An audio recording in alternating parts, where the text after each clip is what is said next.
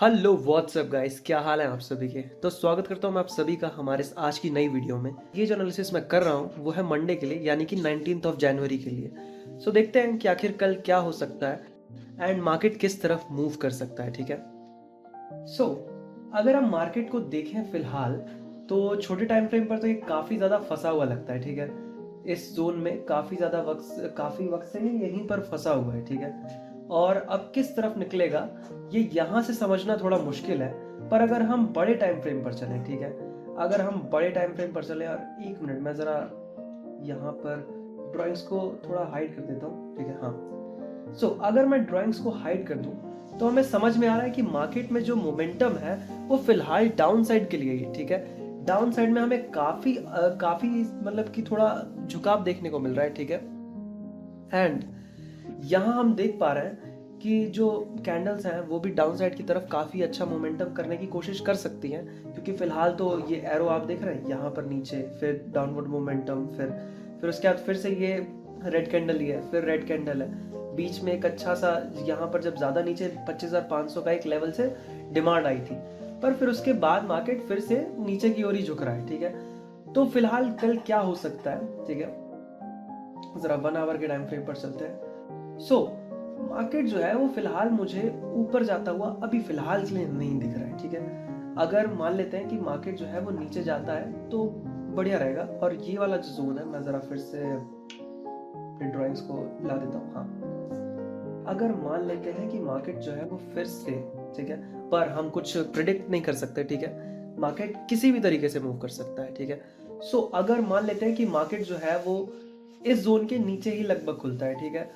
And यहाँ पर आपको उतनी अच्छी सपोर्ट या फिर डिमांड वगैरह देखने को नहीं मिलती है, देन आप टारगेट कर सकते हैं कि यहाँ से इस जोन से टकराकर ये वाला जो जोन दिख रहा है ना, हाँ, 25,730 के समथिंग का है। ठीक है। तो यहाँ इस जोन से टकराकर नीचे की ओर मार्केट पुश हो सकती है। ठीक है। अगर आपको एक अच्छी सेलिंग थोड़ी बहुत देखने को मिल जाती है। पर अगर मान लेते हैं कि गैप अप खुलता है, तब आप थोड़ा वेट करो यार। ठीक है।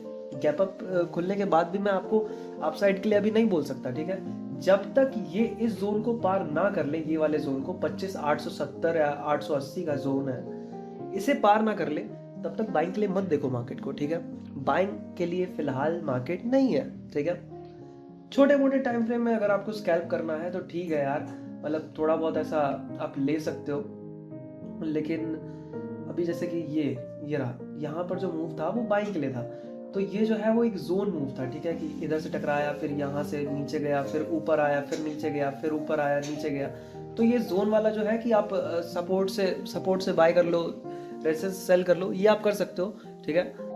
पर उसके लिए ये और जोन में घूमना भी चाहिए, है ना। तो अगर मान लेते हैं कि फिर से ये यहाँ पर आता है और फिर उसके बाद फिर से हमें एक अच्छा खासा मोमेंटम ऊपर की ओर देखने को मिला, तो आप ले लेना। लेकिन अगर मार्केट को तोड़ना है इस जोन को, जो कि टूटेगा जल्दी ही, ठीक है, शायद 1 या 2 दिन में टूट जाए, तो यहाँ पर मार्केट को थोड़ी मोमेंटम करनी पड़ेगी।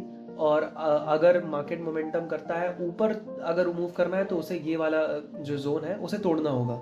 एंड अगर नीचे की ओर मोमेंटम करना है तो उसे ये वाला जोन तोड़ना ही होगा। ठीक है।